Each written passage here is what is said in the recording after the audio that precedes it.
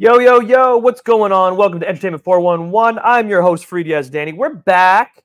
We're back. Sorry for the hiatus. I was in Newfoundland. I apologize. Catching fish, kissing fish, being in the rain, and it was foggy. There was a talking dog. You guys can put two and two together. Guys, you got your apple cider? Because I do. It's fall. It's fall, ladies and gentlemen. That's right. Make sure you're warm, nice and cozy. We are here with yet another amazing guest. You guys are already live. I see you guys here. Thank you for joining in. I'm seeing the comments. Say hello if you're here. I know the local regulars are all tuning in. We have a special guest, Miss Amy Wright, casting director extraordinaire from The Next Step. Yes, since 2013, that show has been going on over 200 plus episodes. And she is the one behind all the casting. And I'm sure she does a little bit more than that because she's going to join us very shortly to talk about it. As always, we have a contest. Please make sure you enter below. The ticker is going to be in here in 5, 4, 3, 2. Boom, there it is. Ask Amy, hashtag Ask Amy in the comment section for a chance to win, as usual, a one-on-one consultation with Amy Wright. Now, what do you guys think? Should we bring her to the stage? I think we should. I'm not even going to ask you guys. We're going to do it anyways. Ha! Here we go. Now, ladies and gentlemen, our guest today, Miss Amy Wright. Hello. Hi, Amy. So how are you? I'm well. How are you? We're talking at the same time. It always happens. There's always a delay. I apologize. That's the thing with live. Yeah. Thank you for coming on the show. Appreciate it. I'm so happy to be here. I've been, I feel like I've been a longtime supporter of eBoss, even before the days of eBoss when Charlene was creating this amazing company. So it's wonderful to be here today. Amazing. Are you familiar with like the sort of layout of our show and how it works? Mm-hmm. Yep. Just for the audiences who are just joining in. So Entertainment 411 is essentially your backstage pass to all things entertainment. But really, when it comes down to it, I'm not going to read off a prompt. What it is we're trying to get the grounded, real truth and persona behind our guests, because everybody sees the casting breakdowns. They see Amy Wright and they say, "Who's Amy Wright? Oh my God, she must be scary." And we go in front of the casting directors and all we see is the chairs and the tables and the people going, and they go, "Oh no, they must be scary." But at the end of the day, what we did during the pandemic is we started broke down that wall, took down that shield, and everyone realized, wow, everybody has hobbies, likes, pets, families, hearts. You guys are not, zombies who are just casting with no thought process whatsoever, no emotion whatsoever. So it kind of breaks down that wall. It makes people feel a little bit more comfortable. And I found some success overall with a lot of folks, and the casting directors seem to like it as well. Yeah. It goes to show that you guys are grinding as much as the actors are grinding, as much as the writers and the producers. And at the end of the day, it's a big machine with a cog and everyone fills those places. So that's kind of what we're trying to do here. So again, welcome to the show and thank you for joining us. Thank you. You have a lovely living room. What's going on in the background? I'll talk about the background. It's my office. I have a lot of Next Step. Oh my gosh, where are we going? There. Some merch. Autograph things, our original poster. Oh my gosh. Is that a painting there in the middle? I wasn't prepared for this. Yeah, this is a painting. It's actually a painting of me. Oh, wow. Look at I'm terrible at this. There we go. That's okay. We have to keep you guys on your toes. I'm lying on my side with my knees up by my chest and my hands, my arms around my legs. Oh, very cool. It's hard to see. Yeah, that's very cool. Other memorabilia in here from shows I've worked on. Amazing. Yeah, and my poodle's here sleeping by my side. So yeah, my Chihuahua's on the bed. She usually is here on my side, but she's on my bed right now. We already got entries. Look at this. Ask Amy from Sue and Ask Amy from Selena. Thank you guys. Keep on adding in those hashtags for the chance to win. But why don't we go right into it? Let's ask the questions. They're easy. I promise. There's nothing crazy. Like, what would you rather? It's not like that. It's more so who you are. And the first one, this is always the interesting one because I find with our guests, it's never the same answer. And the first question is, what was your journey to becoming a casting director?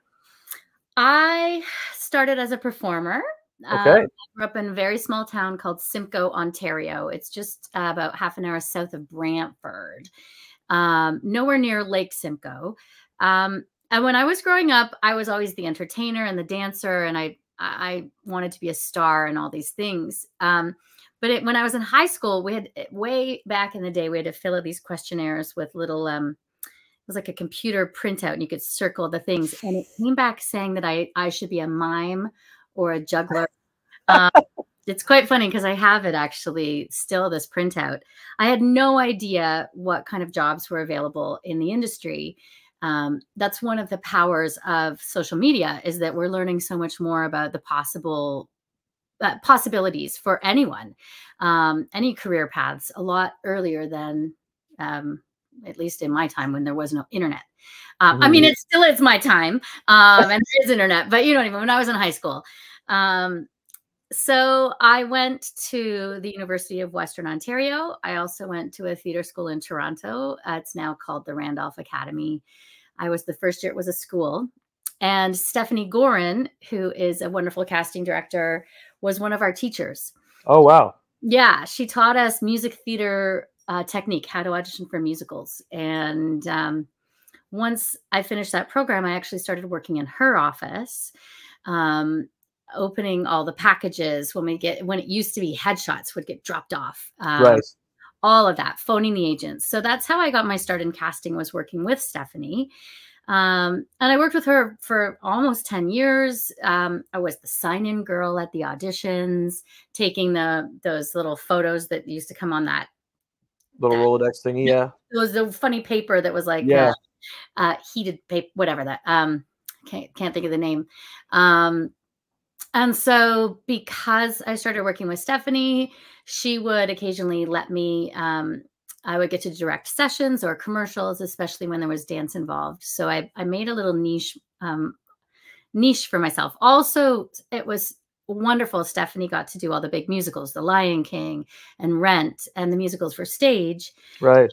Also, she was casting a lot for TV musicals, the Disney Zombies and things like that. So my path started with her, guiding me and educating me and inspiring me. And the first television show that I was casting director on is The Next Step. And I was part of the development process for that and creating the idea for the show. And because I was a choreographer, it fell into that I was also the casting director. There you go. Nice.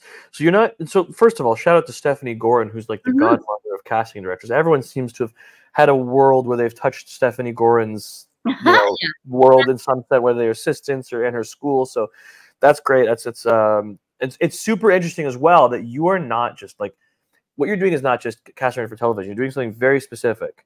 And it kind of leads to my next question. It's because you mentioned that this is sort of your passion, and it's choreography. It's choreography, it's dance, singing. It's not just the acting. So what do you love about the combination of casting and choreography?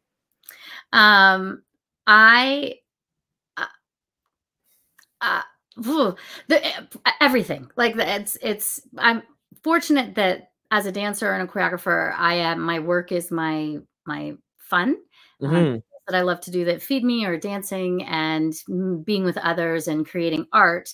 So as a choreographer, I get to do that for a living. And as a casting director and a choreographer, I feel like I'm like, if Stephanie Gorin is the godmother to casting directors, I feel like I'm the godmother now to the dancers. I've got dancers' backs. I have a wide a broad reach, even through social media and things like that, sometimes other casting directors also call me to help when there are dance projects. And then it's nice. I occasionally will cast something that is more acting and less dance. I save the casting director thing. If I was to be a full-time casting director and not be choreographing, I would really miss the dance side of it. But who knows, again, where your path is going to go. So I follow all the opportunities. The thing I love the most about casting is being where the people are, which is more difficult since COVID because so many auditions are online. But being able to connect and introduce you to someone else, and Charlene just introduced us, and I love that networking, the world of networking. That's part of the game. That's the whole industry, is the networking thing. I could appreciate the choreography world. I went to Cawthron Park High School, which is Mississauga art school, and I got into dance and theater. And I always wonder, what if I went into dance? What would that have been like? But Yeah. I feel like I think I made the right choice. I prefer the dancing is hard. Shout out to all you guys, professional dancers. It is not an easy business. It is a dog eat dog business. So you guys that are watching out here, good for y'all. Give your feet a rest. Put your feet up on the couch and watch a little bit. My chihuahua perked up a little when she heard that. We're not going for a walk, baby. Not yet. No. Okay, guys. Here's the next question. Make sure you guys enter Ask Amy on the hashtag below, ladies and gentlemen. We have some comments. We have some entries. We're already there. Well, our regulars, Craig Weiss. Hello, Amy. Hello, Emily. Hello, Allison. There we go. There we go. The next question. Now, this is... It could be very generic, so I'm going to ask it more specifically because we're talking about a casting director that specializes in actors and dancers. So for the aspiring actors who have that sort of dancing background as well, that are going into this business, I mean, the next step is a very specific show. There's not a lot of shows like this. So it's not like they're going to just be auditioning for shows like this all the time. The question is, what advice would you give those actors and dancers if they're just breaking out into business? What are sort of things that they can do to... A, get noticed by you, B, work on their craft, hone their craft? What would you suggest? We already said that networking is really important. So making sure that your social media is up to date. There was actually one young dancer who does a lot of acrobatics and contortion stuff, but almost every picture on that person's Instagram was she was in a back bend, so he could never see her face. So it was very sweet, you know, making sure that that's up to date.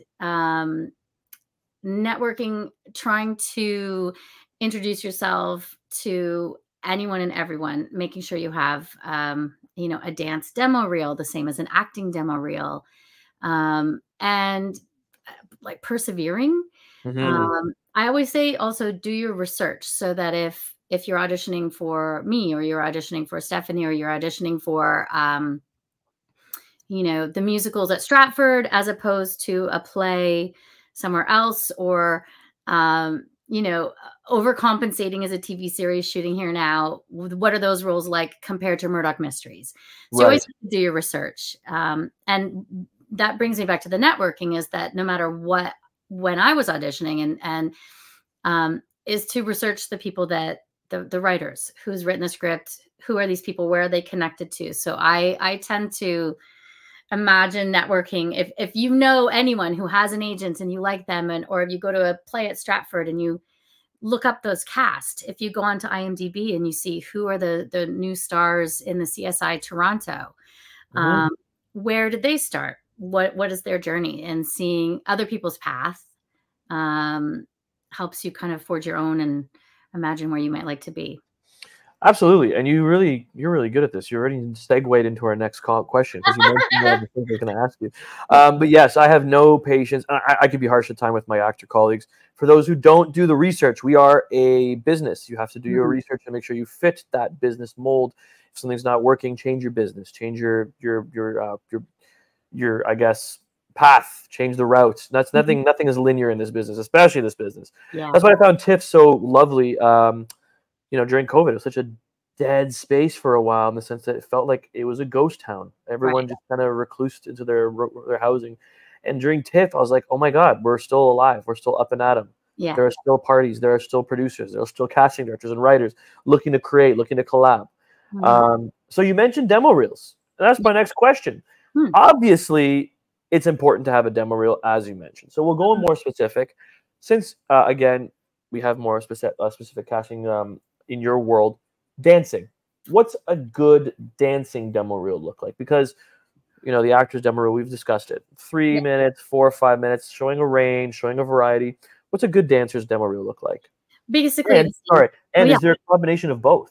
Is there a dancer actor demo reel? Yeah, I feel like it's, in my opinion, it's okay to keep them separate, to have your acting and your dancing. I think if a casting director is so busy, they're going to watch, ideally they watch the whole thing. But if you had your dancing first and your acting second, and they judge you in the first, you know, minute or two, they don't get to the other stuff. So if you leave them separate, then they maybe watch a bit of each. Or really, was that your dog? Yeah, she's bullying my bigger one. Oh my gosh, I wasn't sure if it sneezed. No. So My bigger one came over and she's like, "Rah!" That's funny. Yeah, So a demo reel, especially since COVID, has become the ultimate most important thing ever. Yes. Because casting directors are going to most likely start with self-tapes first. In order to get that self-tape audition, they're going to look at your photo, your resume, and if you have a demo, whether it's acting or dancing.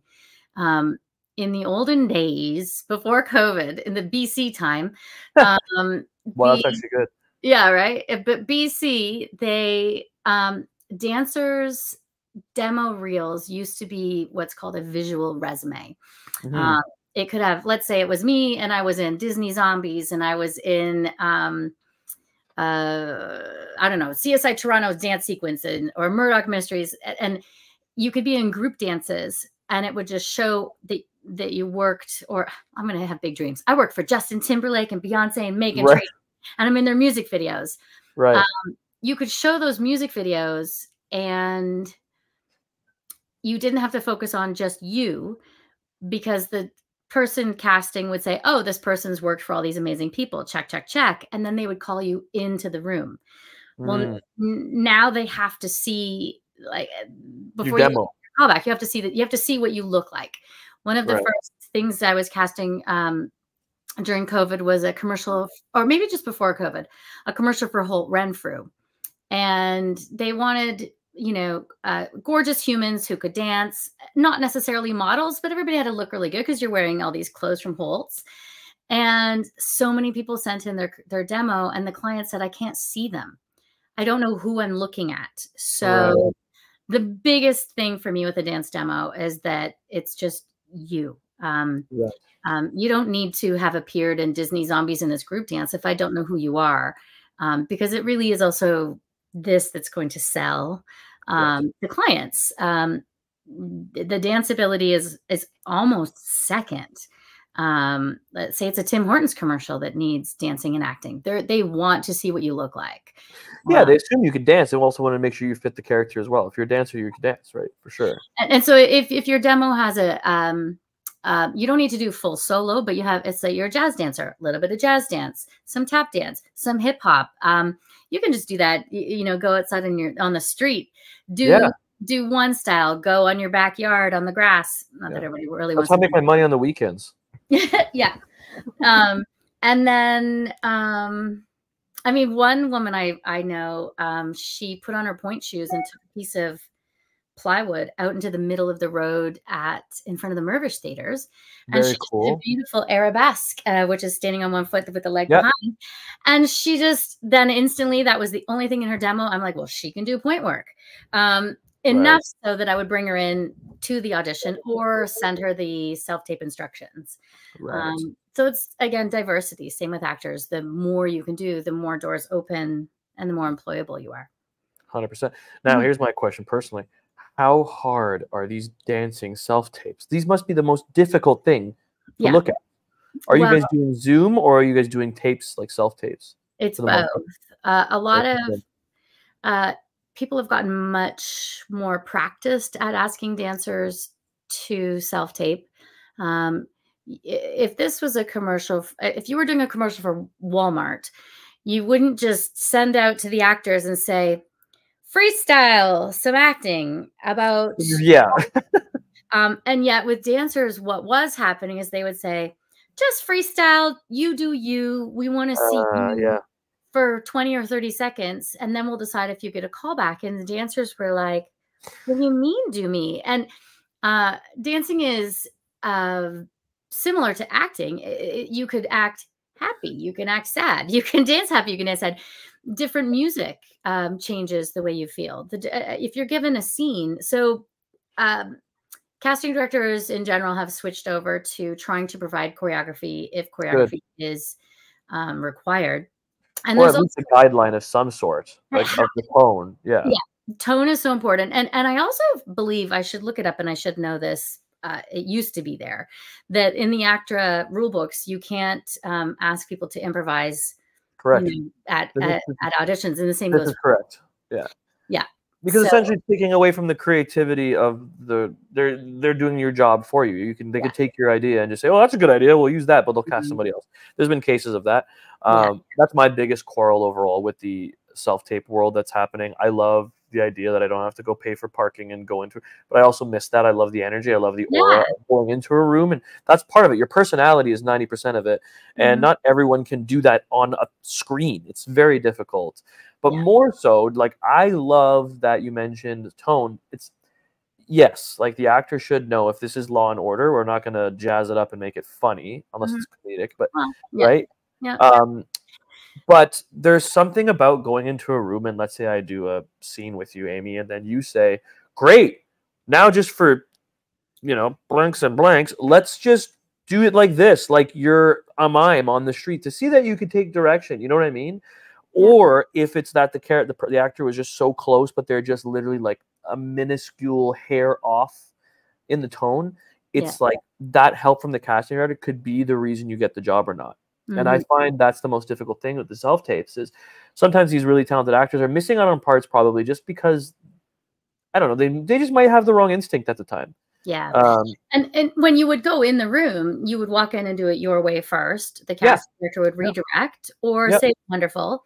But when you're sitting at home and trying to cast, your first take is just, I don't know, you have no feedback. So I think a lot of casting people are aware of that. And if you show potential, they're willing to redirect or send notes. And if they have time, ideally, they could even ask you to do it again just right then before they send it on to whoever might see it, right? 100%.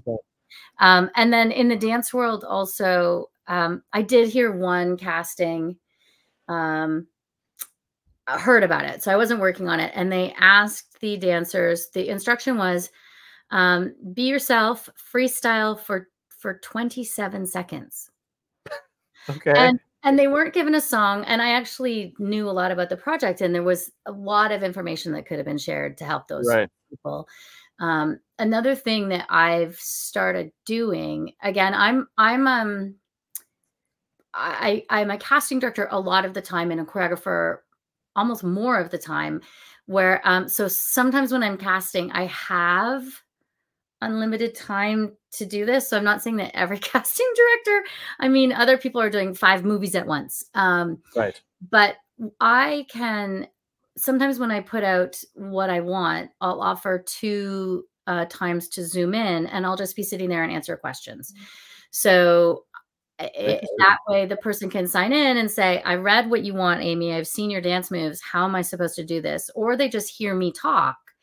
Because it's so important. Reading something is very different than how we're right now talking and I'm explaining. I would love it if you could just do your shoulders while your background's great, and then make sure that you come close to the camera and go far away from the camera so they see your face or whatever. And hearing it and seeing me talk about it is so much better. So I've been trying to do that when I have auditions, just being there, because why not offer up some time, especially because it saves me then having not great tapes come in. If I spend those 15 minutes a couple times, I'll give a few options that people can sign in, then the tapes come in are better. And then what goes to the clients are better or is better. And then everybody's just happier. So of course, it saves your time. It gets you better quality tapes, and you have more to choose from this way as well. Yeah. Absolutely. But yes, dancing at home is really hard because some people have to move. I've seen people in hotel rooms, they move like couches and beds, and or you have to make your bedroom work or your front room or the grass. And I think the hardest thing with dancing is you're moving. So like right now, your camera's on your computer or whatever, and it's still, and I can see you. But as a dancer, you'd have to back way up so I can get you. And then you don't know if your head's cut off, or it's very tricky. It's the same as when actors are asked to slate and then show us head to toe, and you're like, I can't back up anymore because my tripod is here. And then how do you it's how do you show full body? Yeah, so there's an art to it. It's tough. Yeah. Okay, one more question, guys. We're going to go to a quick break. Don't forget to enter the hashtag below, Ask Amy. As she mentioned, she does this sometimes during her casting session. So this is a chance for a one-on-one. Whoa! session with Amy. So here's the last question before we go to a quick break. And this is actually very specific to you because this is something that you probably deal with more so than other casting directors, only because of the network that your show is on and the age of the actors on your show. Yeah. So stage moms and dads, what advice would you give to stage moms and dads who have their children getting into the industry? Yes. One actual amazing resource is at the ACTRA Toronto website. ACTRA is, I mean, people could be watching this from anywhere in the world, but I think you can still access the website. They do have a stage parent survival guide. They have all sorts of tips and resources to do with children working on set. One of the biggest things to note is that the guidelines regarding minors are not just established by a union or a non-union set or the producer. They're established by the government of Ontario or the government of Canada. There are labor laws with regards to working with kids. So all of that is laid out for you, for parents. It is usually recommended for parents to be super supportive. One of the biggest mistakes will be often that parents are coaching their kids to perform in a self-tape a certain way, whereas often the children just have this natural instinct. So sometimes let the kids do what they feel is best instead of pushing them into acting in a very different way than they might had they not been coached by their parents. And I also think a very funny thing when parents are reading with their kids, they're often very, very loud. And the more, agents, ideally, if you have an agent, they help you with that and say, parents, you have to talk quieter or stand back so that it's not the mother's voice like this. And the kids, you can barely hear them. But yeah, stage moms and dads, it's patience. I work a lot with people that are new to the industry that haven't done it often. And like a week before they start asking what's their call time. And it's like, that'll come. And that comes the night before and the call sheet comes the day before. So you really have to be open and flexible. The best kind of parents that I work with are the ones that just go, yep, I'll just go on this journey. Tell me what I need to know as I go. Because often if you try to tell the parents everything at once, they're not going to retain it. Right. Everything is happening anyway. So it's like, let's today explain what the rate of pay is. And then tomorrow we'll talk about if you have to join the union, and then the next day, so it's pacing and trusting that the people you're working with will get you and get your kid to where they need to be. Right. Absolutely. Yeah. Well said. Ladies and gentlemen, we've been flying through our questions. If you have your own questions, please put them in the comment section below. If you're watching on Instagram, please log into Facebook. Doesn't really connect with our program very well, so we will try to monitor them. But if you can, enter them on the Facebook chat on the eBoss page. If you're watching live, we're going to be right back, ladies and gentlemen, with a quick video from our sponsor, My Tribe Media. So hold on to your horses, grab your apple cider, get on cozy, because here we go.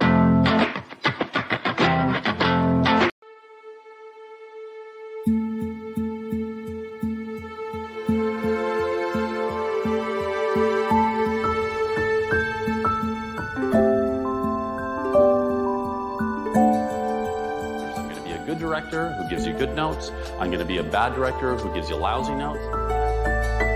My Tribe Studio. A versatile space for your projects. A space to find your tribe. That was a quick commercial, guys. Sorry. I know. Hope you guys had enough time to get cozy. If not, we're back. Too bad. No, I'm kidding. You guys can still get cozy. So we were talking about casting and choreography with Amy Wright, who is the casting director and consulting producer on The Next Step, part of the development process of the show, and is all things dancing and performing, especially for those who do both. Next Step has been around for, is it 9 seasons now? There are rumors of a 10th season. Oh, rumors. Okay, so 9 seasons for sure, possibly 10. So guys, we're back. If you have questions, yes, MacArthur, you could ask your questions in this chat. Perfect. Nico, stop barking. My dog is being a pain. So yes, put your questions in the chat below, guys. We'll be more than happy to answer them, ask them as we go. Here's a good question for you, Amy, right off the bat. Okay. casting with agents. How important is it for an actor to be on the roster of a top agent? How much does that hold merit-wise for you? If you are someone who has any agent, that the breakdowns go out to everybody. So in fairness, I would look at everyone, especially when I'm doing a dance call, specifically for the next step. We planned it so that I could see everyone.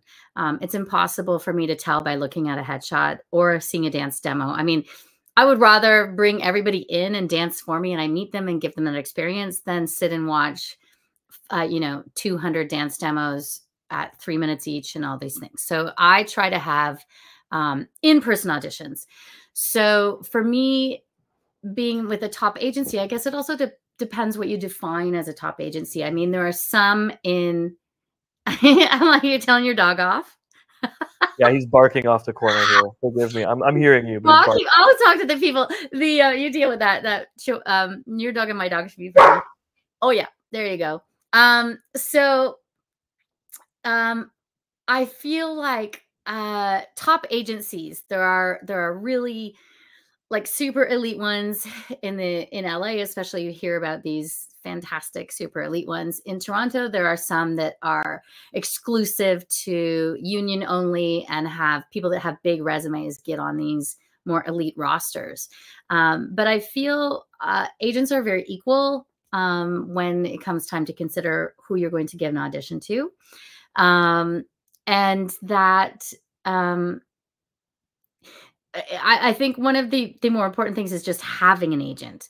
And that's maybe for a lot of people that are starting out is like, how do I get the agent? How do I hear about the auditions? Most film and television auditions are 100% through the casting services to agents. So getting an agent is important. So that's, I think, what's the important thing. It doesn't matter to me that you're on the roster of what someone might consider is the best agency in Toronto, even though that's kind of impossible to determine. Like, what is the best agency? The best agency is the one that works for you, the person that you can talk to and the person you can get along with. So that's the harder thing because theaters, you can often send to the general, their general address, their general manager. And almost every theater I know, at least in Ontario, you can send your photo and resume and ask if they're having auditions to attend their general auditions. But it's film and TV that it's a very small pool of people that get those auditions. Ideally, I mean, gosh, this year in casting this host I started looking for, there were like 450 submissions that came in for somebody to host a sequence. I should say a few scenes I was doing in a secret thing I was doing. This is why I'm like, oh, I shouldn't talk about this. But anyway, I can talk about the part. And it was just so many people. So you're looking at that. And the first thing in the service I use is it's photos. Right. And actually, in this particular service, you can rearrange how you see them, because if I just go alphabetical by first name and there are 450 people and maybe I want to see 10, maybe 6, like it's just one person we need.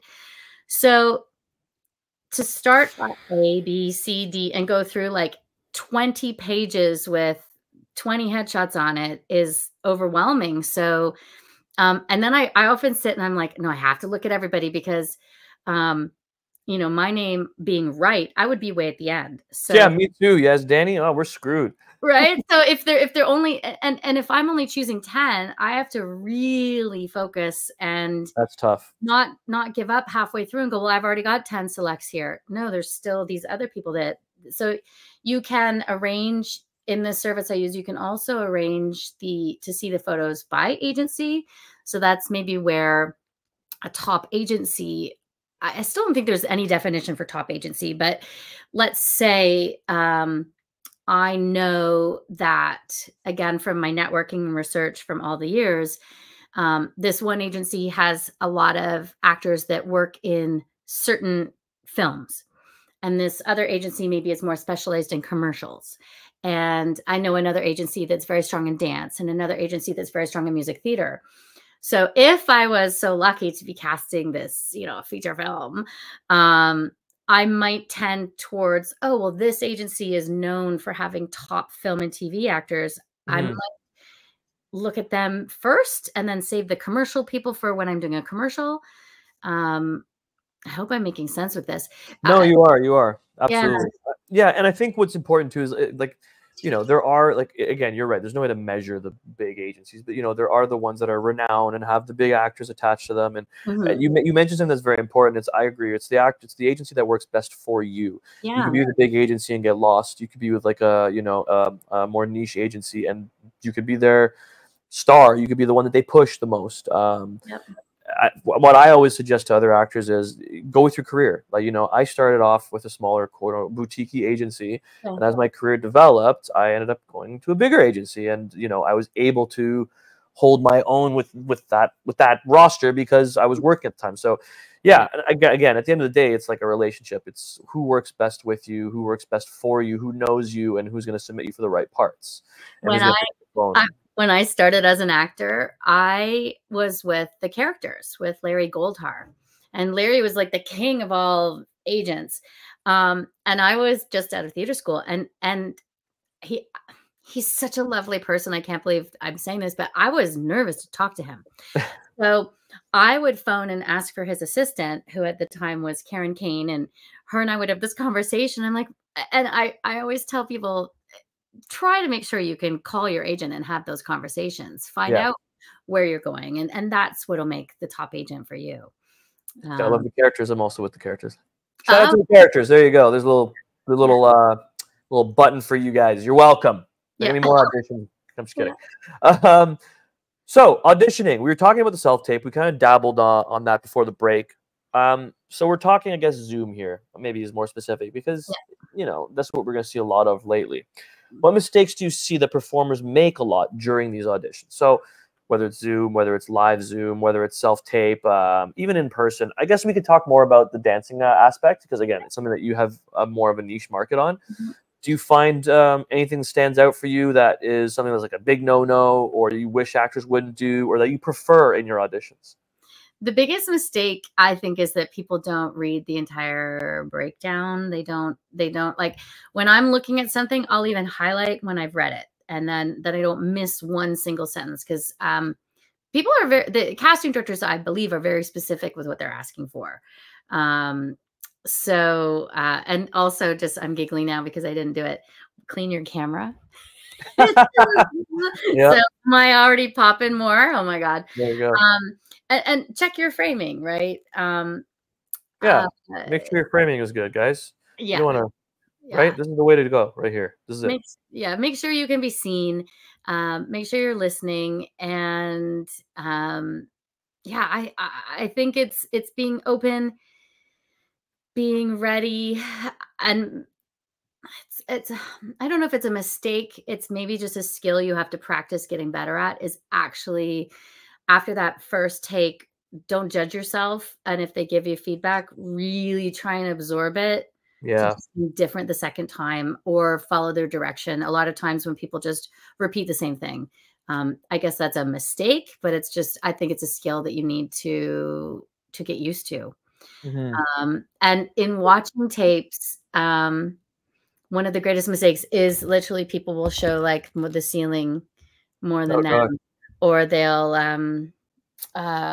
so far back, just they're tiny, and also shooting vertically because then you can't make it big on the screen. The simple things just make a difference.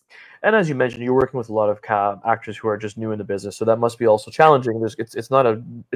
It's intuitive to someone like myself or other actors, but you know, it's new. Self-taping is new for those who don't. My wife is like, "What the hell are you doing?" I'm like, it's a tripod. Don't worry about it. There's a light. It's fine. It's my eyes. It needs to pop.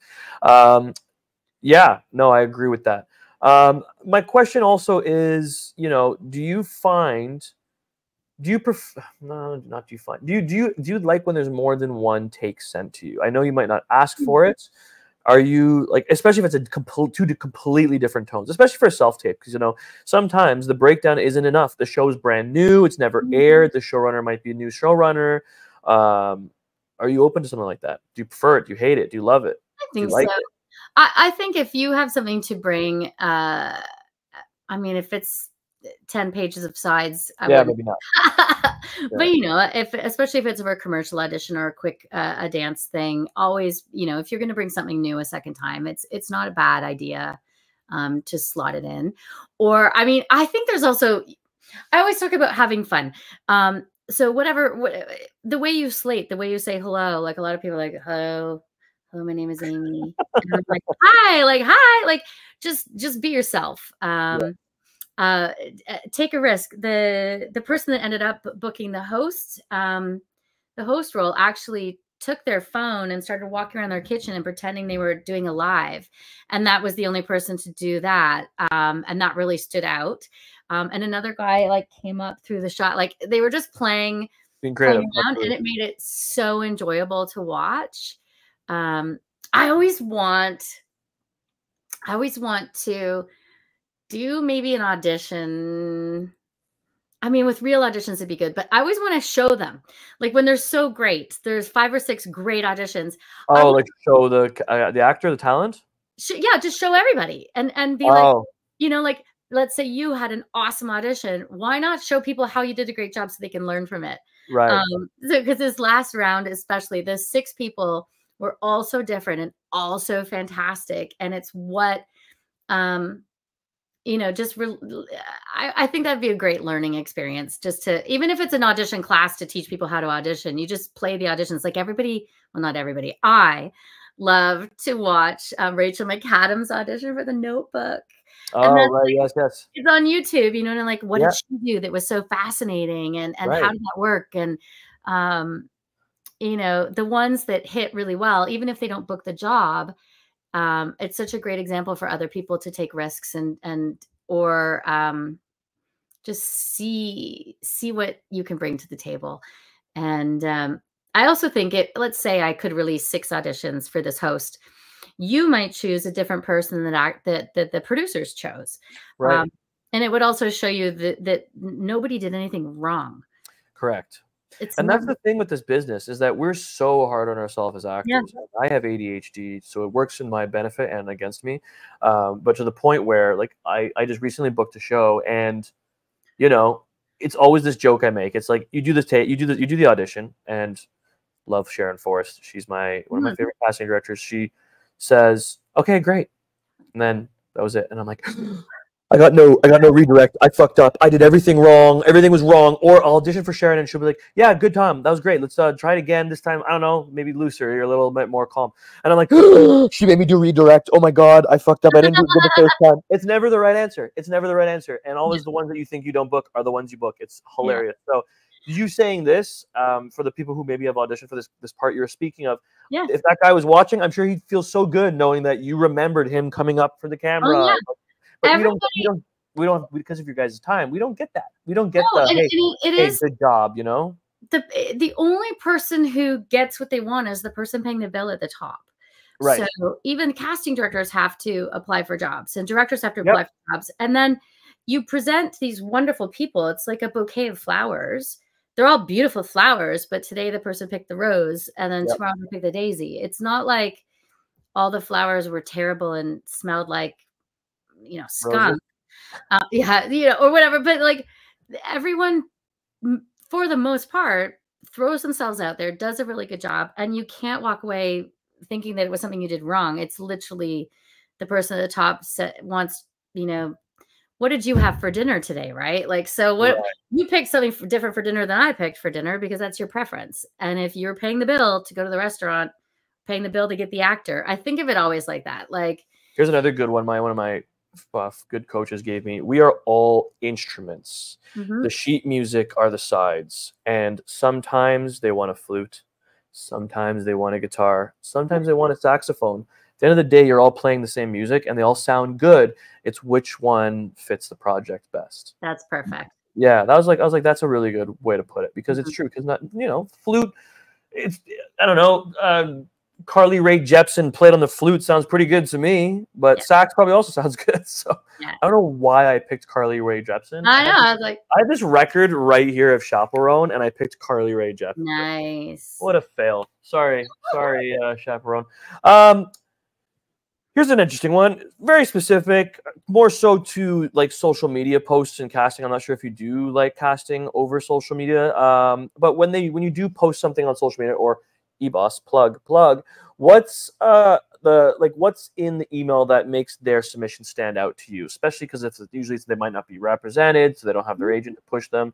What do you like to see in a nicely well constructed email for, like, let's say casting again, host, 5 foot to 7'3", any skin tone, beard or no beard? What would you like to see in the email? I think be succinct, be precise with what you're saying. Hello, my name is, I fit the specs. Here's what we ask for. If I need the dance demo or your headshots, a lot of times I think the greatest error is that people start sending everything and it's just too much. I don't know which clips are the best ones. Some they just don't work. So just be precise in what you're sending in and be polite and kind. I think also when people just reach out to me in general, because I do work on a youth program, I often get emails from even people in different countries. So I had an email once, soy ballerina de Argentina, and she was, and what happens is people will reach out to me and they'll say, may I send you my photo and resume? And I'm like, if you'd only just put it in the email first, it saves a step. You know, and let's say some casting directors aren't receiving them, then they just won't read down to the bottom of the email and save it. But as soon as then you reply and say, sure, I'll take your photo and resume, and then they write back and ask a question, and then by then you've spent 10 minutes emailing back and forth. So I think that's what makes just a submission email. If you're just generally saying hello, just attach your stuff, put your photo. And what'll make it stand out as well is that it's not outdated and that you look like you, because then I'd just be embarrassed for presenting you from what I thought you looked like to what you came in the room. So I think just, stand out, be polite, be kind, have a good photo. Absolutely. Speaking of people not looking like themselves, we're going to take a quick little break. This one is special to me. It is my project, Day Players, ladies and gentlemen. We actually have a date now. November 4th, we are going to be at the TIFF Bell Lightbox Theater. Stay tuned for more details on that. This is a project I've been working on for some odd years. I hope this inspires y'all who are watching, especially actors and producers, aspiring writers. This is a project I created, co-wrote, produced, did the whole shebang.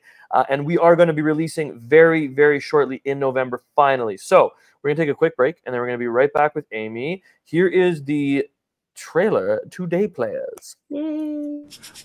You are a born protagonist. Look at you. You're a failed professional. Okay, I wouldn't say failed. You're a finding bastion of hope in a rundown old school. I mean, it's not that bad. It just happens to be shared by the only woman who ever broke your heart. What did you do? Shh. Just watch. I've got a lot of auditions lined up. Like, so many auditions. I can imagine. I can relate to having so many bookings. Like, it's like a library, just books everywhere. That's right. You're looking at the host of Canada's Next Great Handyman. I nailed my audition, bro. They said they'd call me. Guys, I'm going to be the host of Canada's Next Great Handyman. You are looking at the host of right over here. Okay, I'm feeling a little bit of hostility from you right now. Oh, please mansplain it to me so I can understand it better. Clearly you don't know what mansplaining is. Let me break it down for you. He's dead. Which is the purest and greatest form of theater? Improvisation.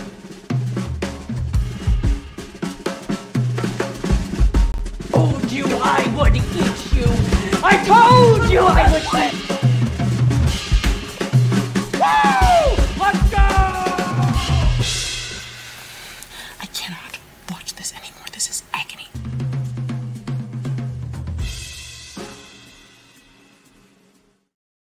That was Day Players, ladies and gentlemen. Coming soon, November 4th. We have been official selections of the TO Web Fest and Series Fest out in Denver, Colorado, and won the Canadian Comedy Award for best short when it was a short form series. So please tune in, guys, and stay tuned for the actual date.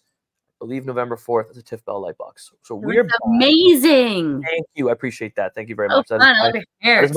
That is my black swan. That is my swan song, this project. So I'm glad it's finally out there. It's going to be in the open very soon. We're back. Amy, we're wrapping up. We only have a few questions left, but we also have some audience questions. While you guys are here, hashtag Ask Amy for your chance for a one-on-one. So far, we have 14 entries. I'd like to get that up to 20 at the very least. So come on, guys, push those entries through. Now, here are some questions from the audience. Okay. Let's see. I had some starred here. Here's a good one. Very simple. Very interesting, and I like it. Siu asks, for a non-dancer, what's the best dance type to learn? Maybe what's the most practical? I feel like going to any dance studio and maybe taking some basic jazz dancing. You can apply the sort of weight transfer back and forth into sort of anything. I feel like there are a lot of auditions for people who do not look like dancers who can dance.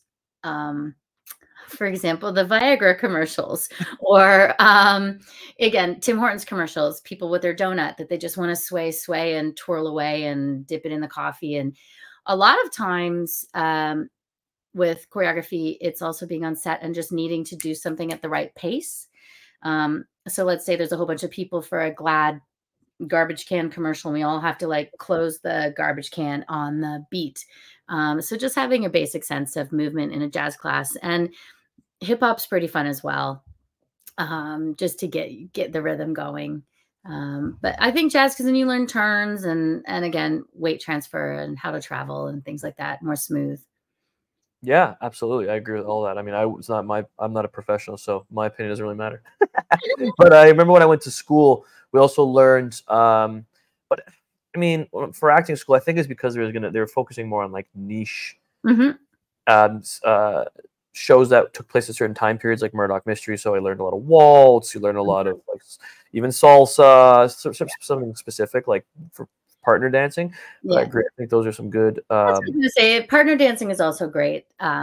Just to get out, any dance. Square dancing is even fun. And it's also fun, even if you don't do it for work. Just go out and do salsa night. It's the best. Where did you go to theater school? I went to actually the acting for film and TV program at Humber. Oh, nice. Yeah. Yeah. I got into Ryerson, New York, but I just found that Humber was more practical. The teachers are actually, the faculty are part-time. They're actually like working actors. Yeah. And I like shout out to that program because they had, learning to audition for on camera. You had dance, you had movement, you had improv with Alan Gutman, you had on camera techniques, you had voice. Like we kind of worked in all facets. And there's some really talented alumni who came out of the theater program from there and the acting, film, and TV program for there. So I think they have script writing too, don't they? Yep, they have a script writing program as well. Yeah, yes, I think they're the big dogs are the big dogs. Like Randolph Academy was great, Ryerson, York, but I feel like Humber was a little underrated. I think they're getting more of a huge because they're like college in general. It's practical and it's only 2 years, so it's kind of good for someone who's come out of a theater school already. And also, the more people like yourself that are working, it gives the school a reputation. So for sure, that are paying attention in their networking would notice that's where you went, and then they'll look into that and they'll see who else. Like it's the world, your little your little pockets and networks. Shout out to Humber. There's your plug. Okay, you guys all owe me $2. Shelly Amos. Interesting question. I don't have an agent, and maybe I'm lucky, but I've done well even with a full-time job. There you go, Shelly. Look at that IMDb's. I think that's your IMDb on there. Your star meter. Very nice. The question I have is, when asked to auditions, I've heard from professionals do something different to stand out, but I'm not sure that's a good idea. I wonder if she's asking something like very different, drastically different, Well, like I said, when I think the way you slate and showing your personality is already something different. Just you do you. I don't think you would take, sides for Murdoch Mysteries and wear clothes from 2024. Like that would be the wrong kind of different. But trying, I think one of the greater arts I don't know if I'm making any sense by saying that. One of the challenges of being an actor is taking the words on the page and being something fresh to it. I mean, so that is your something new and something different. The way you interpret the lines, that in this line, instead of just slamming my hand down, I'm going to smash my book or something. That it could be as different as that. Yeah. It makes you stand out. And I think it's important to do something unique to you, but not necessarily that's like opposite what the scene should be. Correct. I'm going to say something controversial. It's my technique. It might not work for everybody. I have one of those brains where I can memorize lines in my sleep. I read the page and it just kind of comes to me. So I'm able to do this, but a lot of times people have a hard time with lines. But what I do is I don't memorize the lines. I memorize the scene. I memorize what's actually going on in the scene. Yeah. I memorize, okay, this a doctor, this patient's coming in, her spleen is going to erupt. I say she has something conjunctival conjunctivitis. And then from there, wow, bad improv. From there, meningococcal conjunctivitis, yeah. From there, I then go back to the words, and that kind of gives me the difference than if I was just to go there and read the script. It's very easy to just get lost in the script and the words. Now, correct me if I'm wrong, and I've heard this from a lot of casting directors. They've agreed. I think they prefer performance over memorization. Not to the point where you're completely wrong on your script, but if you miss 1 or 2 words, it's better that the performance, or you change 1 or 2 words, it's better that the performance is there versus the memorization. Because I don't feel like it's a memorization contest. A lot of times it's audition. Yeah. What's your thoughts on that? I think it's important to, don't stress as much about. Now, that being said, I did date a writer, and he would precious to the words, nuts if somebody the words. But when you are in an audition process, you know, don't spend your time at home doing 52 more self-tape takes because you're just not going to get any better. Like, just trust that you've done it, and definitely performance. Yeah. I mean, if it's 1 page, know the lines, guys. It's one scene, know the lines. If you got like a 7-pager, you know, there's some leeway, I'm sure, there, even the writers. I mean, and also look and see, is the producer the writer as well? Because then you better know your lines. That's your homework. Well, casting director can also choose, right? To send it on or back and say, hey, it's really important you say this line because the person who's going to see it next. You know, absolutely. MacArthur Cass, question. For someone brand new, I'm so sorry, brand new to acting, just starting to submit to open calls, what you say is the first step, if any? For example, finding an agent versus finding an acting class, feeling directionless and lost as to how to progress into the industry. Clown face emoji. Yeah. I think, I mean, okay, so first of all, to find an agent, there are lists that are available for you to look at. So again, I'll reference ACTRA, the Actors Union. You don't have to be in the union to access their website. Everything is there for you to see. They had a list of agents within Toronto, and I'm sure ACTRA Vancouver does the same, and maybe if you're in the States in a different country, these lists will exist. On the ACTRA Toronto website, it now redirects you to something called the EIC, which is the Entertainment Industry Coalition. I always have to look up what it is. It goes in one ear and out the other. They provide a list of agents that are signatory to these wonderful guidelines, such as an agent will not walk up to you on the street and say, I want to be your agent. Like there's a whole list of, come with me, kid, I'll make you a star. Make you a star. There's a code of ethics that these agents follow. So it's taking a photo, taking your resume, taking footage, and just emailing, sending to the agents. A lot of the agents' websites will tell you how to submit to that agency. So do what they want. Again, then the networking comes. If you are taking acting classes, we could be in an acting class together. And I say, who is your agent? And wow. And then after a while, I'm fascinated. And then when I call your agent, I could say, hey, I'm in the class with Farid, and I'd love to be represented by you. And it just, that little connection. Again, the agents are super busy. and I mean, the time of year, the time of day, it ebbs and flows. Correct. If it's super busy in the summertime and the agents have all their clients are off working, they need somebody to go to the audition. Like if you're shooting, you're not going to the audition. So I need somebody. So that's maybe a good time. But maybe in the summer, they're too busy to even look at new things. They're getting all their actors work. And then when it's slow, they might take the meetings, but they might not represent you because their actors on their roster aren't busy. So it's timing, maybe follow up in 6 months or check back, or make sure in that 6 months you've done something. You've trained, you've added to your resume, you invite them to a play.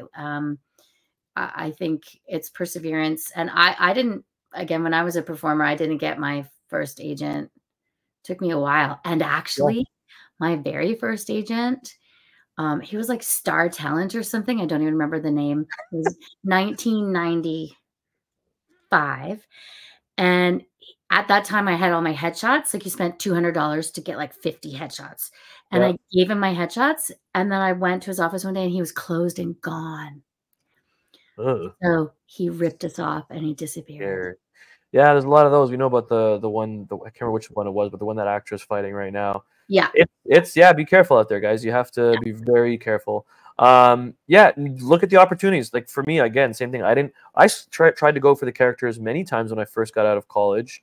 And the time that I ended up signing was when I went and did the Toronto Monologue Slam and won. And one of the casting directors was on the panel, and I was like, hey, do you need a funny brown guy? And he's like, yes, I do. It's Christmas, so I'll get back to you in January. And then here we are a few hundred years later, and I'm now with this agency. So take your opportunities, go out there, showcase yourself, do these contests, do these classes, do the acting schools. It doesn't necessarily happen immediately. Like it's not like Jim Carrey went down to the United States and became famous. Like it's, correct. Yeah. He just went down there and made a bunch of faces and someone noticed. I love Jim Carrey. They called me Jim Curry in high school. I'm not sure if that was racist or funny, but I think it was funny. No. I liked it. I owned it. I'm not even Indian. That's what makes it funnier. Okay. Back to our two last questions. Guys, we have a lot of entries in. We're at right now. We're at 15. I love it. It's always growing. Here's a good one. Big one. What would you like to see the Canadian entertainment industry do different to change, obviously for the better? I would love it that when productions come up here to shoot, that they have to actually audition all the Canadian talent. Yes. A lot of shows, I mean, they are American produced, but they come up with all American leads, and the Canadians are the little day players. And it's sad to think that you have to become famous to go to the States to come back to Canada. Yes. Oh my God, you're reading my mind. Yeah. Listen, Suits, show that I was on, loved the show, loved you, Patrick Adams, but he was our Canadian rep, but he was in LA. He was a Canadian, but he was in the joke is you have to go to LA for them to be like, hey, come back and work here. It's drives me up the wall. It's unfortunate. Then sometimes people say, well, then what they might do, what an American producer might do, would just audition people and as a waste of time, just to prove, well, I auditioned 10 Canadian actors, but I'm still going to bring up person from the US. I had that happen to me. Like live, like I was on hold and the deadline article for the character I was on hold for was released. No way. Yeah, and I was like, okay, sure. I guess I mean, that still gets you in. You still have the opportunity to be a producer, even if you're not going to get the part. Who knows? They'll give you another one. A lot of times people, when they're readers, the producer's like, oh, you could have this part just because you're accessible and close by. Right. So that's the biggest thing, I think, for me. I think the word differently. I'm like, is that spelled right? My eyes. I didn't write these. I don't blame me. I just clicked the button. Anyway, I'm like differently. It's a double entendre. It's spelled differently. Yes. So I think that would be the biggest thing, and just value.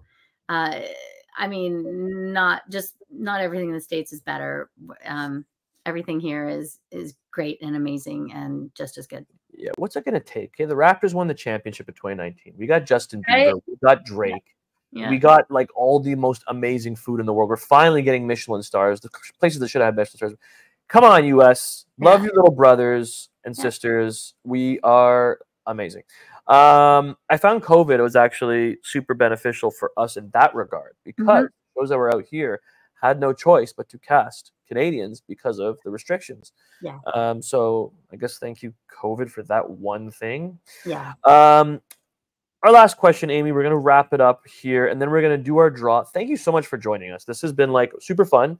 You have such a bubbly personality. I can see that you used to be an entertainer, and you still are an entertainer. So, I think so. Yeah. So here's one that we always ask at the end. It's quite nice. It's a nice, touching little question. We all have mentors. Who are your mentor or mentors that inspire you? Well, I've mentioned Stephanie Gorin. I can trace my every single job, whether it's casting or choreography, from meeting her. And also she's just been a wonderful person who took the time to teach me and show me the ropes. Other mentors, looking up to, it's interesting.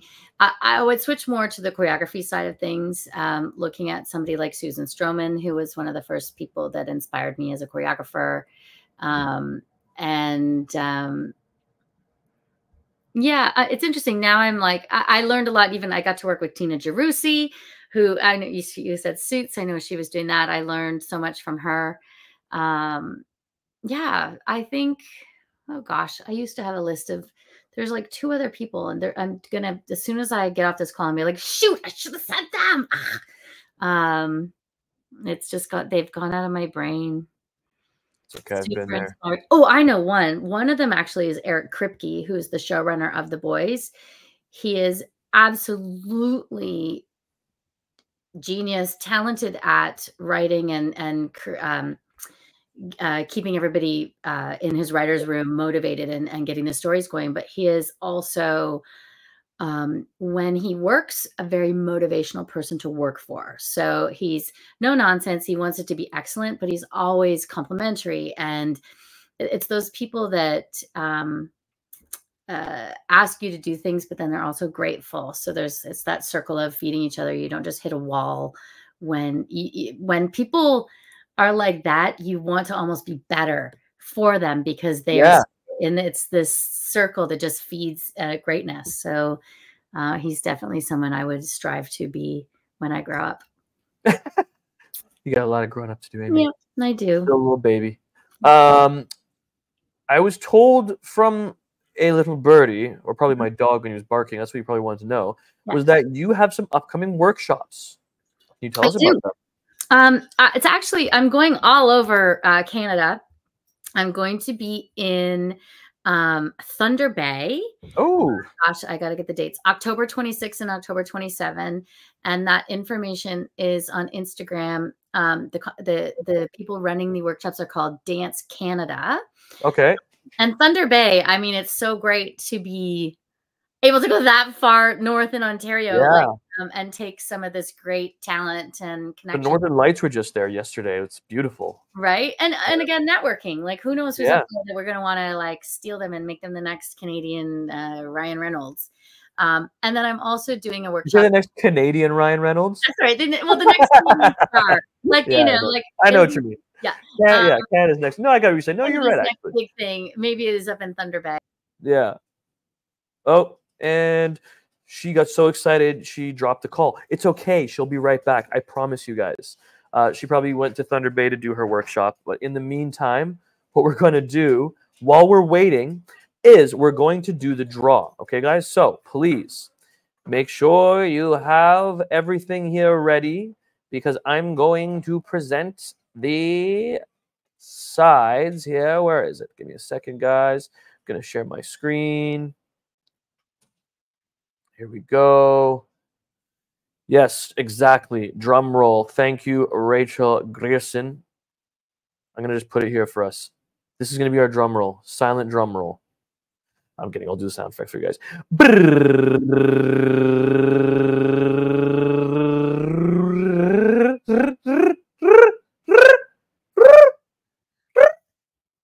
Oh my God. That's so funny. Rachel, I swear I did not plan that. You just won, and you put drum roll in the comments, and you won the one-on-one session with Amy, and Amy's back. Amy, you get so excited about Thunder Bay that you disconnected?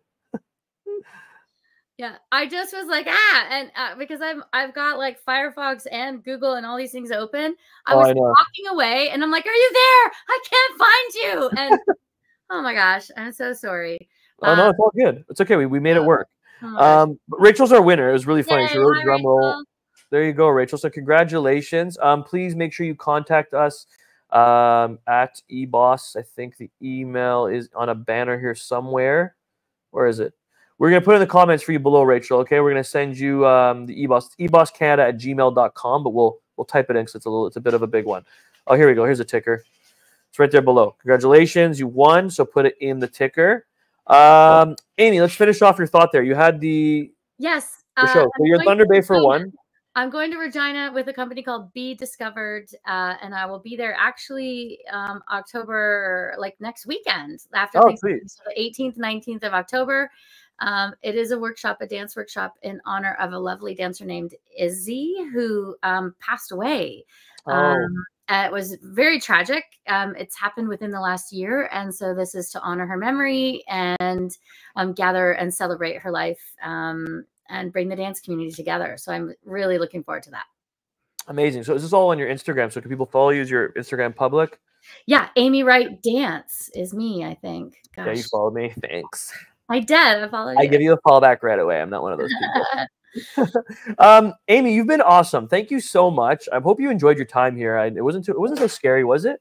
No, it's never scary. How did it feel to be on the other side, being interviewed instead of interviewee? I was pleasantly surprised at how wonderful and charming and exciting it was talking to you. Oh, thank you. Yeah, so very kind. You didn't just ask boring questions. You made it fun. Thank you. I appreciate that. Guys, thanks for tuning in. Look at Cheryl saying thank you. Thank you from Rachel.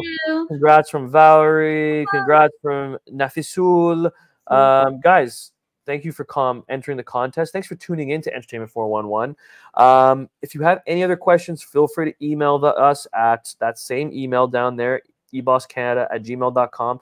And follow Amy on Instagram to learn more about her workshops. Yeah. And just stay in tune. Like, why would you not follow a casting director if you're an actor? Duh. Make sure you guys do that. Amy, I do post auditions on there when I can. Go. Yeah, do you have any last thoughts before we go, Amy? Break a leg, be positive, and just keep at it and do what you love to do. That's all she wrote, ladies and gentlemen. This has been Entertainment 411. I'm Free Diaz-Danny. This is our host, Amy. Sorry, this is our new host, Amy Wright. She's taking over. This is our guest, Amy Wright. Break a leg, in the words of Amy. And good night, ladies and gentlemen. Bye. Bye.